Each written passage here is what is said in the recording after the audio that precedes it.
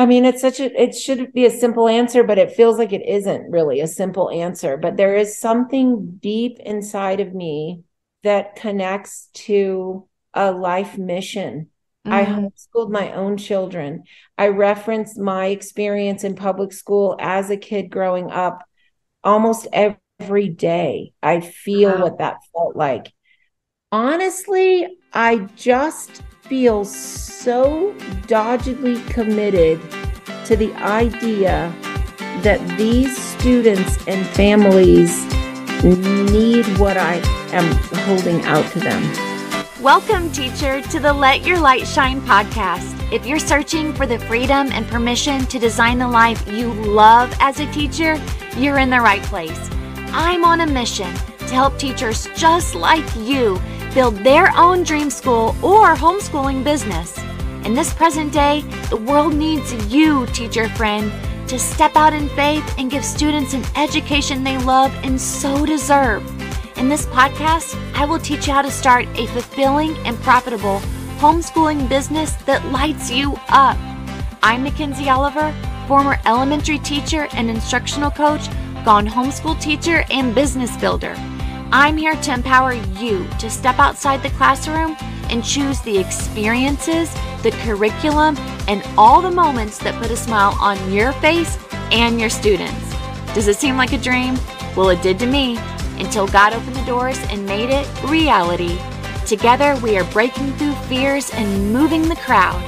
So get out your notebook, sharpen your pencil. It's time to get your teach on. I am so excited for you guys to hear this incredible interview with Fran Stewart, the owner of North Star Microschool. Fran is a homeschooling mom gone microschool builder. She was a homeschool mom to 5 children. For many, many years, her children are grown. She started a tutoring business, and then Fran started a microschool in her home in Colorado. You're going to really appreciate Fran's transparency in this message today. You're going to be able to hear her heart, her soul, of why she continues to do what she does. You're going to hear her testimony of overcoming hardships as she was building this business. And I believe that once you listen to Fran's story, you yourself are going to realize that this is possible and that you are surrounded by people who will lift you up and encourage you. Are you ready? Because it's a good one. Let's hear it. Fran, welcome to the Teacher Let Your Light Shine podcast. It has been well overdue that you come and share your story with us. You are a precious soul that I actually got to meet in person, all the way from Colorado to Florida.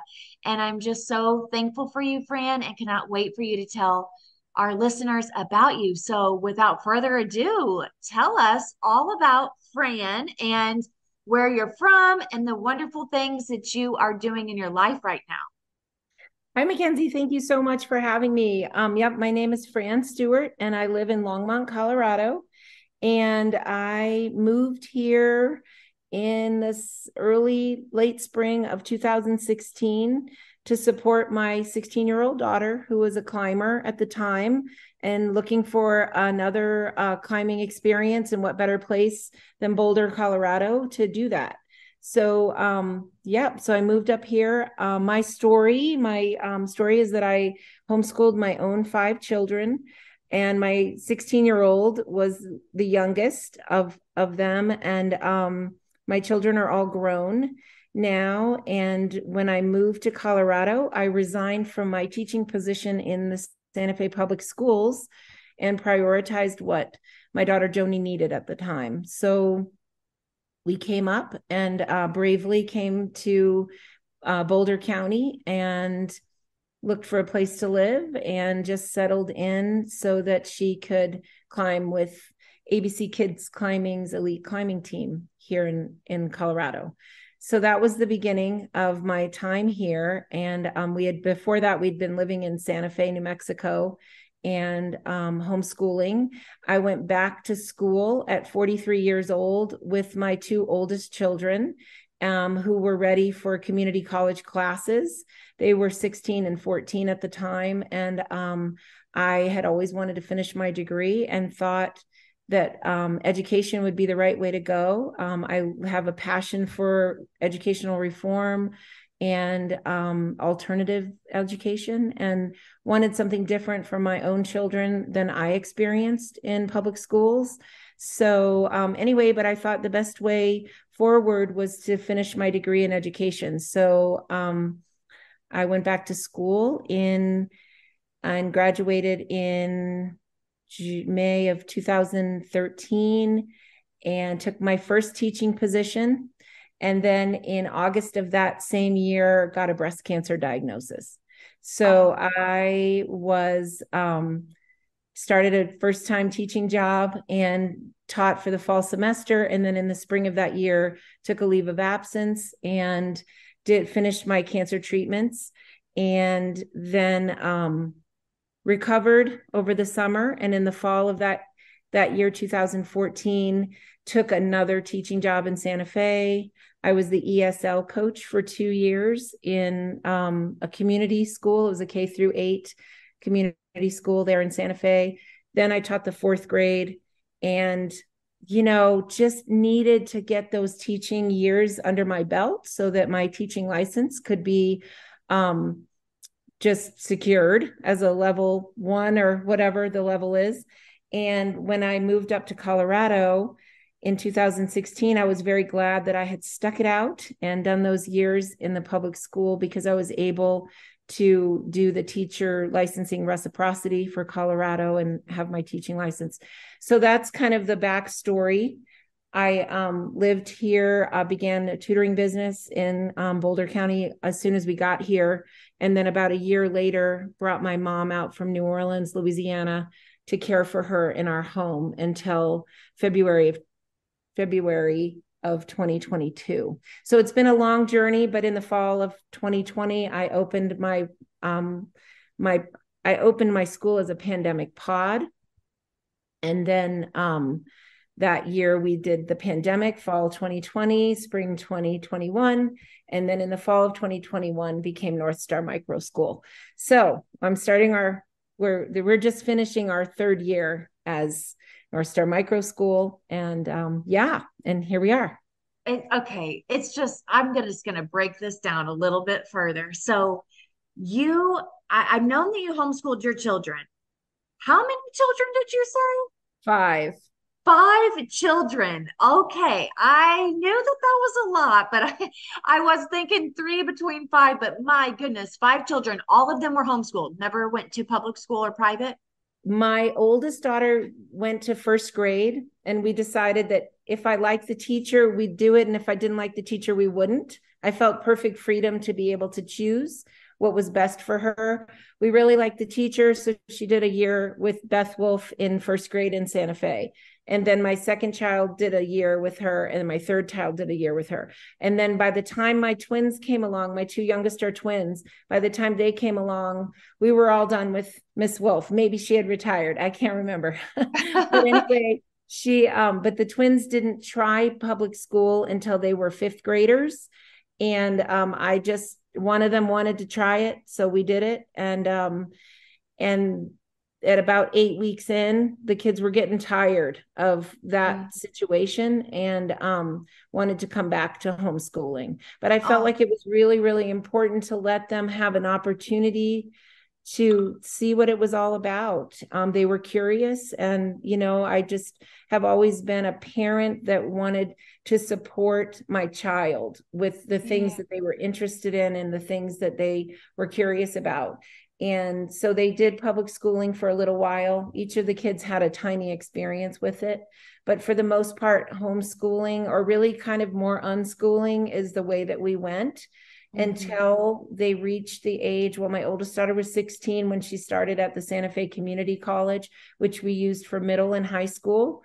And then my son was 14. And then when my third child was 11, she started at the community college, and she took a math class and an art class. She was very interested in art. And so she took an art class and a math class. And then she finished college at 20 because she had done all of her community college classes as dual credit for high school and for college. So when she went to a 4-year school, she was already a junior in college. even hearing those opportunities that you were being able to give your children while they were homeschooled is absolutely incredible. So you homeschooled, you really ran your race with homeschooling.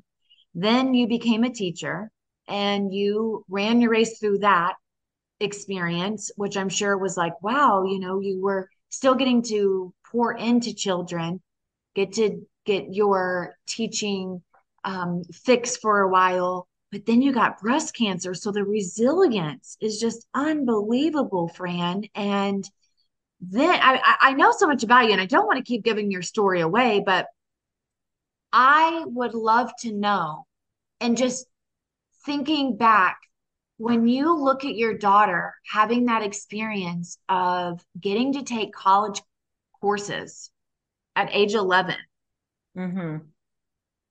wow, that's something that we can do for our students in a micro school setting.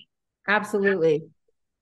And I think some of our listeners whose children have been a part of public or private school, they're thinking, oh my gosh, I can't even imagine when you're 11 years old, you're sitting with your peers who are 11 years old and you're learning what most 11-year-olds are learning. But the fact that you're able to give them such different experiences really goes to show how powerful alternative education models are. So Absolutely. when after you had settled in and you went through your wave of fighting and winning breast cancer, you mentioned that you had started a tutoring business. Mm-hmm. And how long did that really last for before you started building your micro school?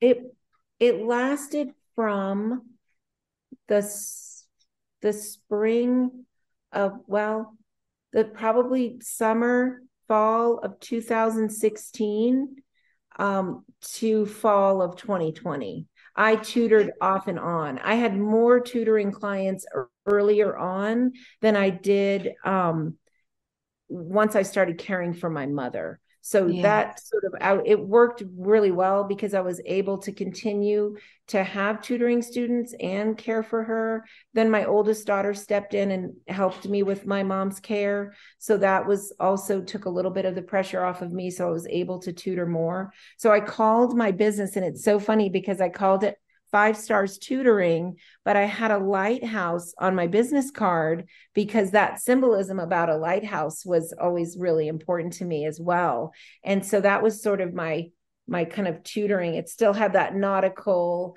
beacon kind of, feeling of this is what I want to offer, through tutoring. And then in the fall, and then every time we went back, somebody went back to Santa Fe, one of my kids or I went back to Santa Fe. My follow-up after the breast cancer treatments were every 6 months in Santa Fe. So somebody or me would be driving back and forth between Colorado and New Mexico. And we'd bring my teacher, part of my classroom, we'd bring the next piece of the classroom. And so it was all in my garage in kind of seed form with me and this kind of this fuzzy idea that maybe one day I would start a private school.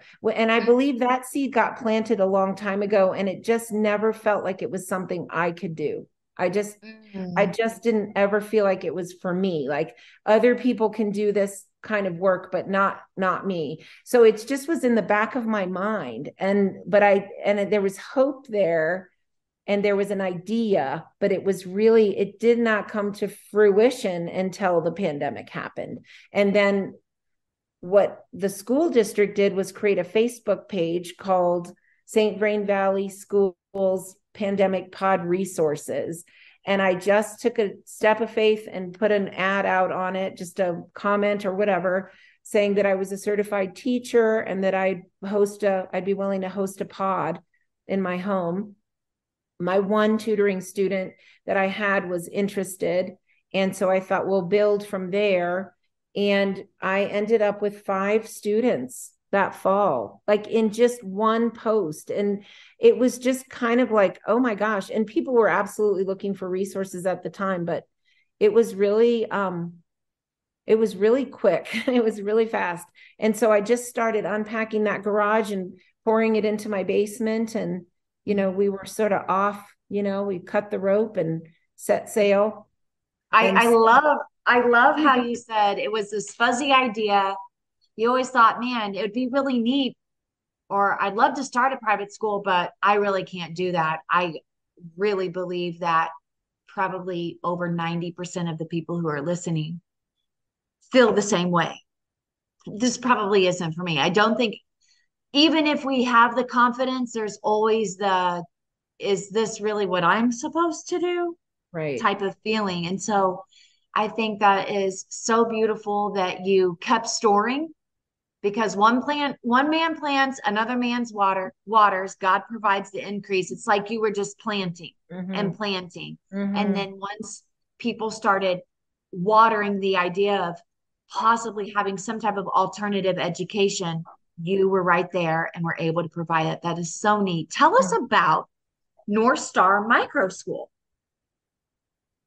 Well, I liked the name. There's an author that I love. Her name is Martha Beck. And I read a book when we first came to Boulder County.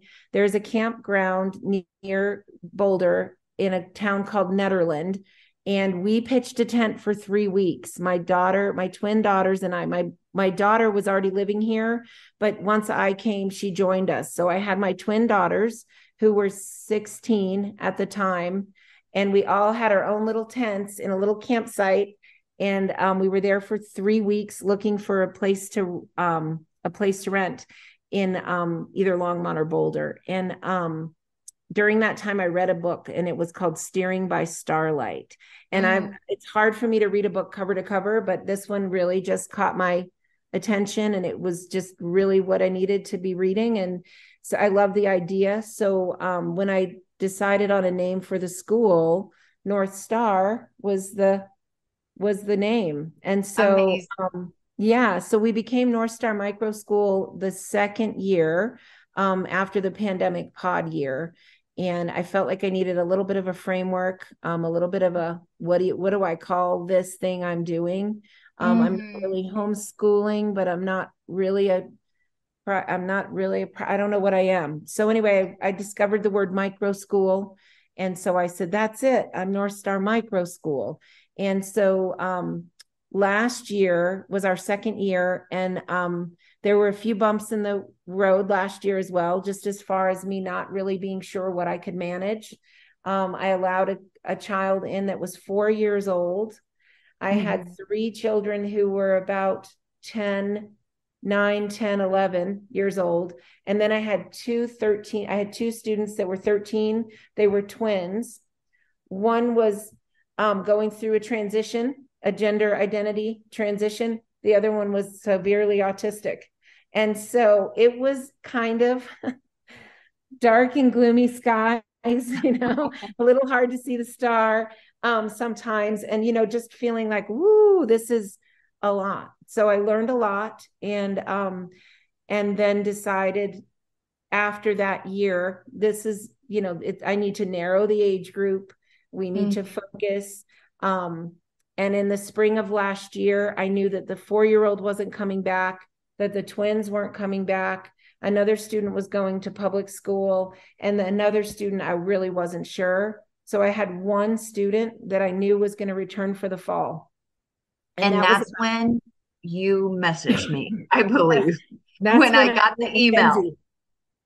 Enter Mackenzie in her big ship with the bright light shining from the bow, ahoy, matey, what are you doing over there? You're drifting, And it was amazing because I just started putting that word micro school into Google searches, and I found your Facebook group and Teacher Let Your Light Shine, and the marketing series, which I had been thinking, well, I need to get the word out. If I want to keep going, I need to get the word out that I'm here, and that this is something that's an option for parents. So I went through the marketing series and started practicing some of the things that you taught us in that group. And it was amazing. It was amazing. Inquiries started coming in. People started coming for interviews. And during the course of the summer, by the fall, by the time school started, I had 5 students I had 5 solid students starting with me in the fall. Then in October, we added another student. Then in February of this year, we added another student. And then just now in May, we've added another family with 2 students. And then we lost 2 students, and then we gained 2 students. So we're still at 7 here at the end of the year. And it was so funny. This is so silly. And I don't know if you guys or anybody thinks like this, but I had 2 colors empty.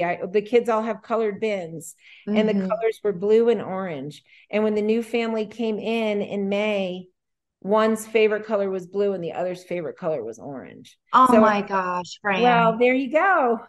It is. I've seen this happen so many times. I also think there's just so much that we could unpack just from that story. Starting in May, you had 1 student. I'm thinking about how you already knew when you ended that second year, I know what I need to say yes to, and I know what I need to say no to, even if it means that I have to start at ground zero again.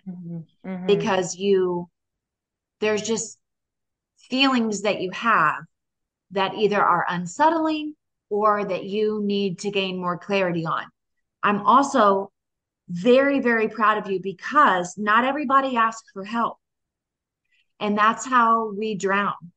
When we don't ask for help, when our pride gets in the way, when we're too afraid, maybe we have a mindset of, I don't have enough. I don't have enough time to find someone to help me. I don't have enough income to find someone to help me. You had 1 student. And when you reached out to me for help, it was right before we started our very first meeting. No, I think we had already started. And I said, I was Fran, a week late. Yeah, you're a week late. It's okay. I got the videos for you. I'll send it to you. Jump right on in. We had our community. We just went for it. You were posting in our Facebook group of little events that you had going on. It was so precious. Fran actually took a flight down to Florida for a convention. So we saw each other there. And how did that actually work when you were thinking, I've got 1 student? You actually in that email felt as if you were going to quit, but you didn't want to, but you're thinking, this looks so hard. Yeah. I wasn't sure. You want to walk us through that a little bit? Yeah. I wasn't sure what to do. I was very, very upset. The other thing I was also thinking is I really want to go to a homeschooling conference. That was something that was always so important to me as a homeschool parent. And I thought, well, I'm doing this work and a homeschool conference would be perfect. And I'm looking for a homeschool conference. And then my cousin Ann and I road trip to Orlando, and I stayed in her home, which was about a block away from the convention where the homeschooling conference was taking place. Well, what I didn't know at the time was that Mackenzie lived in Orlando. I didn't know that. When I planned that whole thing, I had no idea that that's where you were. And so that was the piece for me that was like, oh my goodness gracious, I think I'm supposed to be doing this with these people in this time and in this season. It just feels sacred. Like this is the time that, you know, for such a time as this, as it were. Of course. You know? The synchronicity of it all. The synchronicity of it all really cannot be overlooked. And I want to say that, you know, just even going, I don't even know what I am as a school. Walk us through how you went from, I've got a pandemic pod, and now I'm got kids 4 all the way to teenage years. And now I'm down to 1 student. I don't even know what I am. How did you determine how to set your business up or your school? Well, I think honestly, the marketing series really framed it for me. It was just me needing to figure out, well, how do I let people know I'm here?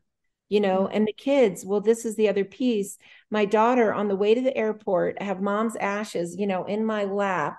I had just had a problem with a parent feeling like I'm going to lose this student too. I'm just down to 1. And I was really just feeling and I made a comment like, I guess I could just give it all up and go move to the island or something, you know, go move to the deserted island. And my daughter got upset with me and she said, Mom, You do not need these families to run your business. She said, this is your business, and you do not need those families to run your business. And it was just like a little, like, I don't even know what you call it, but just a download of information. She didn't even know that she was speaking into my life in that profound kind of way. Gosh. It just changed my mindset. It made me think, she's right. She doesn't even know about running a business. It's just whatever she just got that from somewhere and streamed it right over to me. Absolutely. I remember you telling me that whenever I saw you at the conference. It's interesting how we can have these seeds of doubt and we feel like we want to give up, and then somebody will just throw something to you and you're like, it can give you a mindset shift for sure. So I think it's very admirable the fact that you have faced a lot of doubt.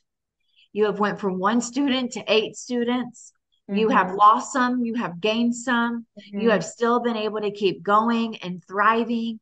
What do you think it's been that has allowed you to stay the course, even though you've wanted to give up at times in starting your school?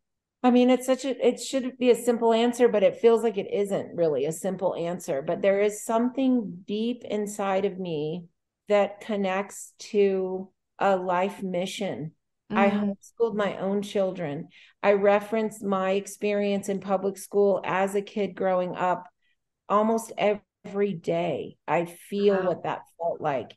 I did not want that for my own children. When I was 9 years old, my dad was a philosophy professor, and he took our family to Europe for 4 months, and I was a fourth grader.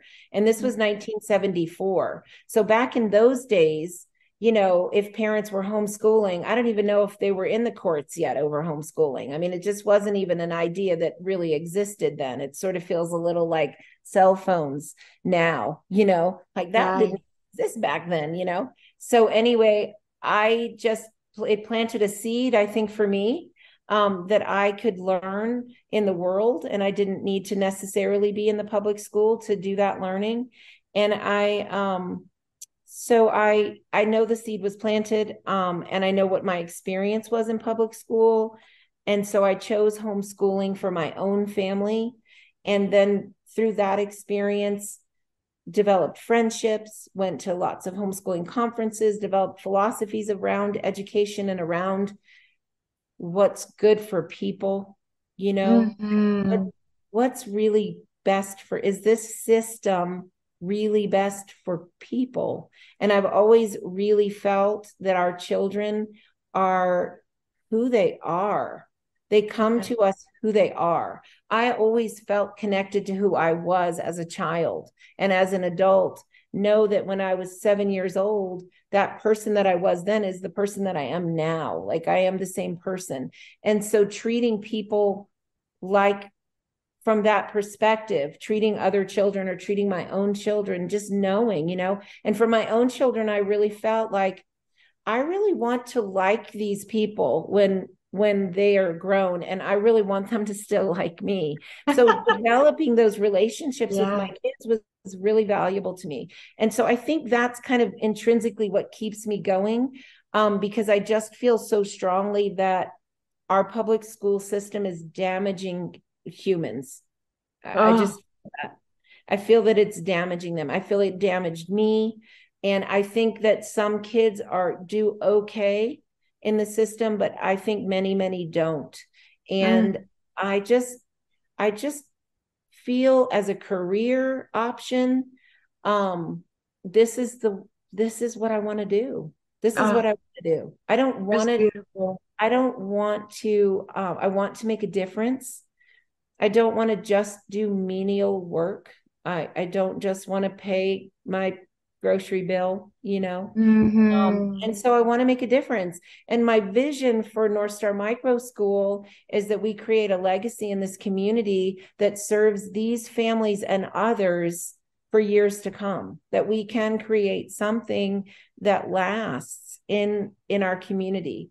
How that's going to look from this vantage point is almost terrifying to me. I can't imagine hiring more people. I can't imagine, I can hardly visualize the people that are coming in, and the growth this year and the changes that have happened in my school have been so fast and furious that it's a little like, whoa, it really is like, hold on to your hat, because here we go. And I feel this anticipation, like there's this burgeoning kind of feeling of like something's about to really blow in a good way. Yes. And a lot of times whenever we face these obstacles and these roadblocks, we find that there is something so amazing on the other side that was trying to block us from getting there. Yeah.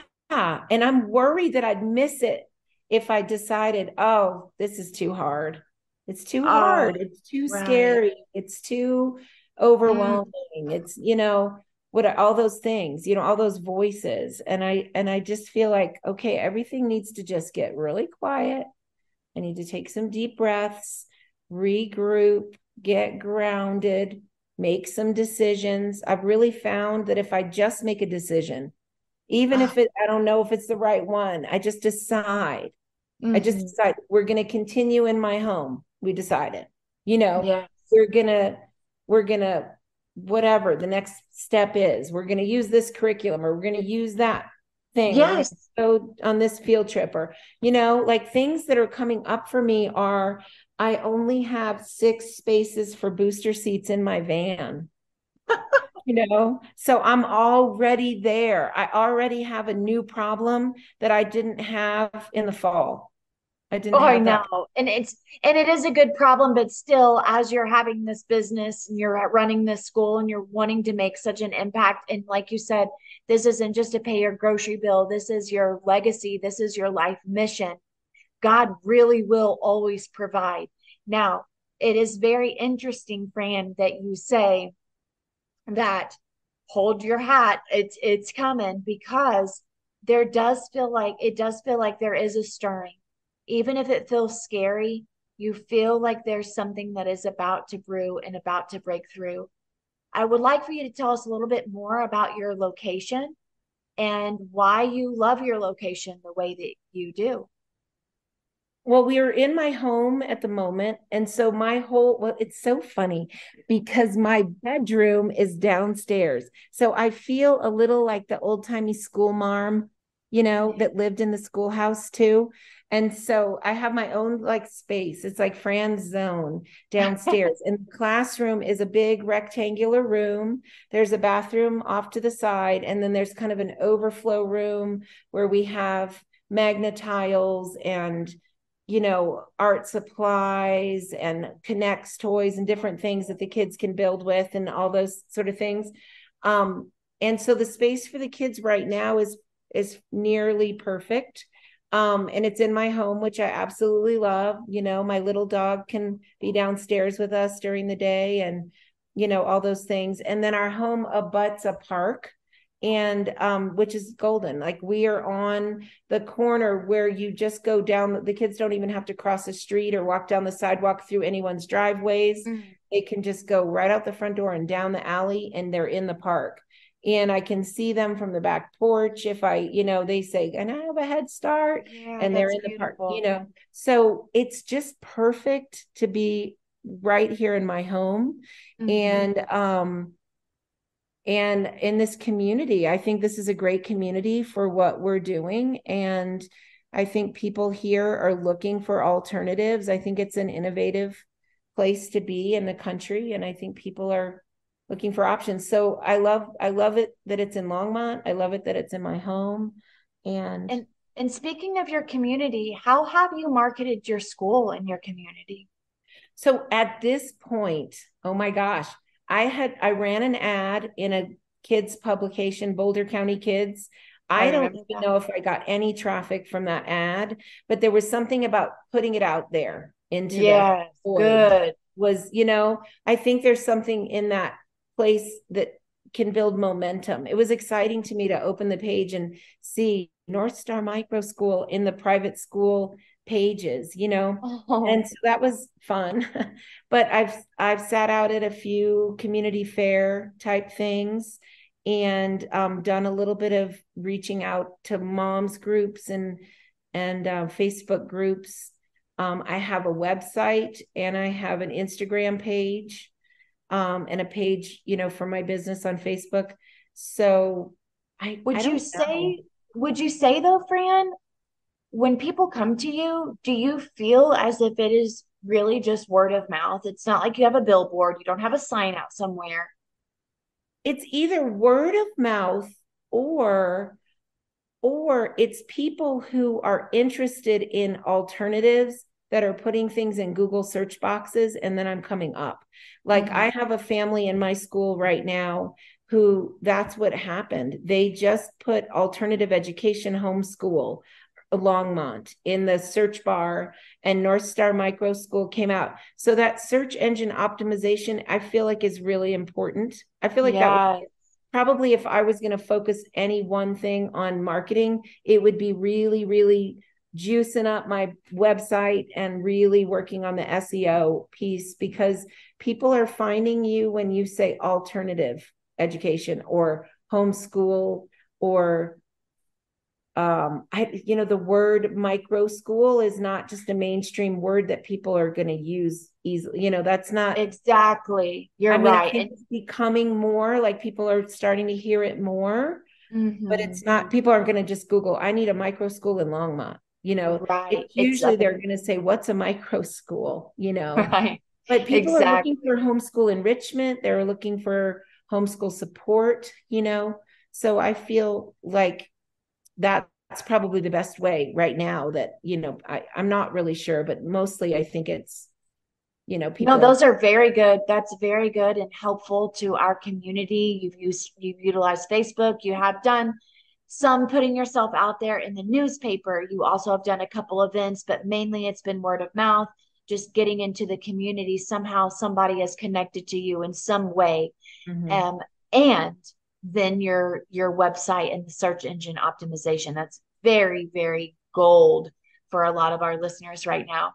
I would also appreciate if you would tell us your target market. And we've talked about this during our educational marketing series, our target market.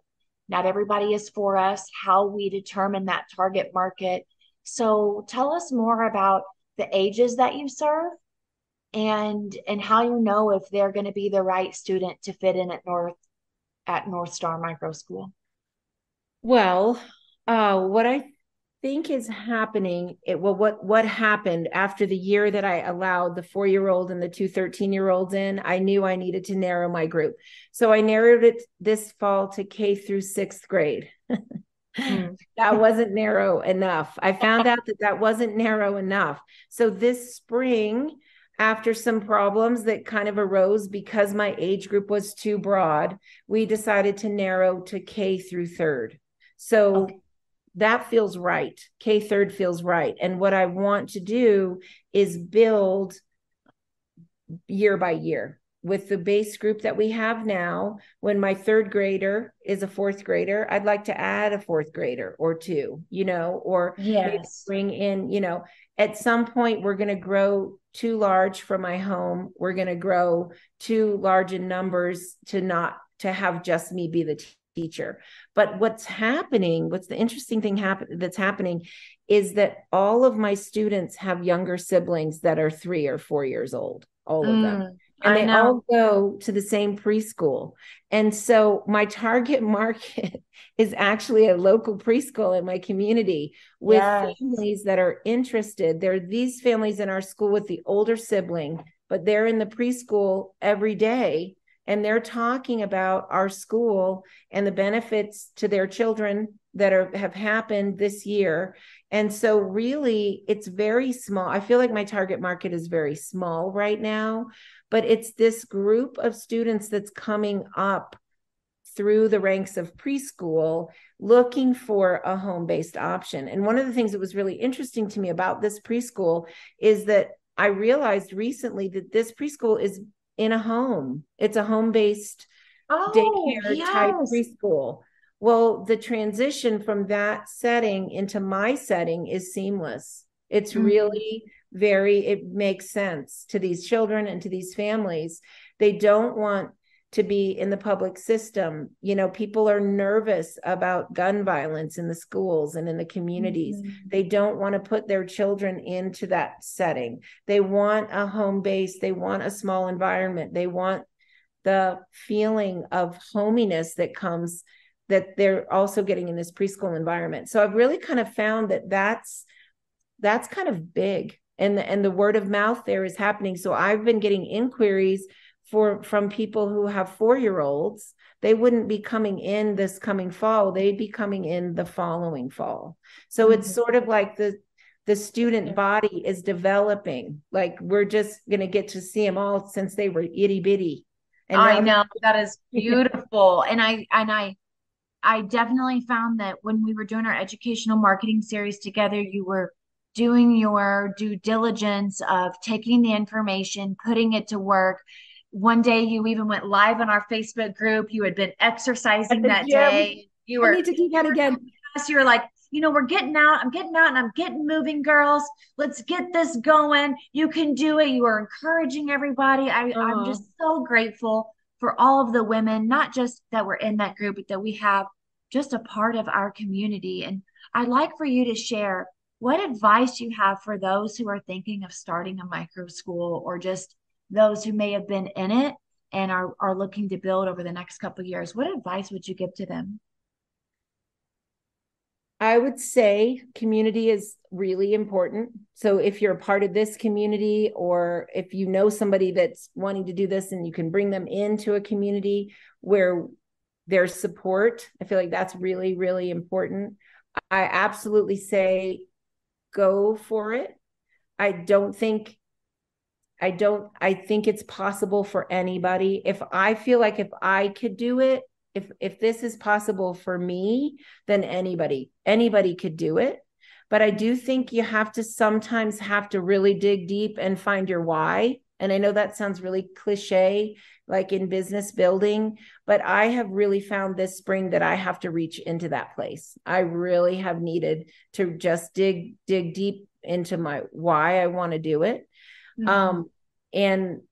And I think that anybody could do it. And I would encourage anybody that's interested in leaving. I don't think any of us are really interested in leaving security, right?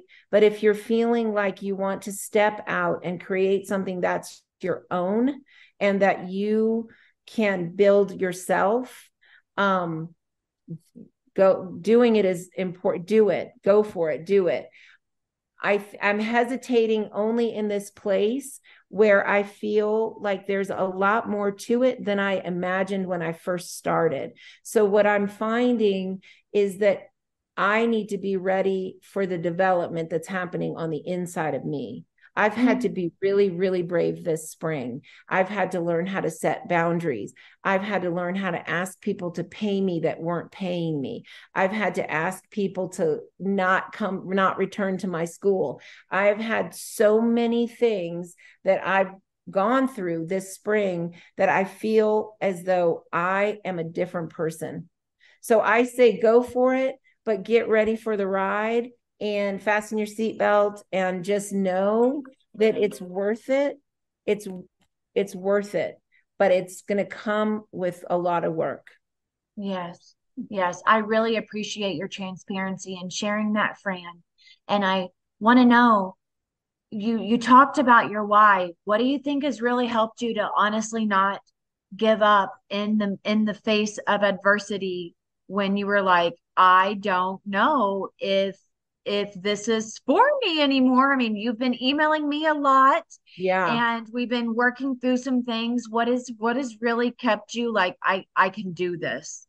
Honestly, I just feel so doggedly committed to the idea that these students and families need what I am holding out to them. You know, I'm not the savior, right? I'm really not, but I'm holding out an option that's available to them, that's different, that's wholesome, that's creative, that's cohesive, we're building in socio-emotional development every single day. Kids are transforming every single day. They're going home and they're scraping their plate in the sink and they're loading the dishwasher at home, and their parents are freaking out. And it's so important. It feels so important. This work feels so important that if I give up, they give up. Like, I feel obligated to not give up. I have 7 students and 5 families depending on me to continue. And I think that that's really what's keeping me just digging deeper and deeper, and just really kind of scaling and fine-tuning my drive to continue, because they're all looking at me like, what are you going to do? Are you going to continue in your home? Are you going to look for a space outside of your home? What about your van? Like, ooh, and I'm like, I don't know, y'all, come on, and we're just trying to figure it out. And I think that it's really them, I'm looking at these kids and I'm looking at their families, and I feel not responsible in a sense, but I feel like this is something that's so important. It's worth fighting for. It feels like it's worth fighting for. And I want to be a person that is never looked on as a quitter. Like, yeah, quit doing something that's harmful to your health, right? We can quit things in life that's a good thing if you quit that. But quitting this for me right now would feel like failure. And it would feel like I quit on the cusp of something really transformative and amazing that's happening not only for me, but for my community and for these families. Amazing, Fran. Thank you for sharing your heart. Thank you for being a part of our group. You've been so precious in helping people throughout this journey. We've known you for a year. You've stayed true to our group. You have been a cheerleader. You've gotten people on Zoom calls.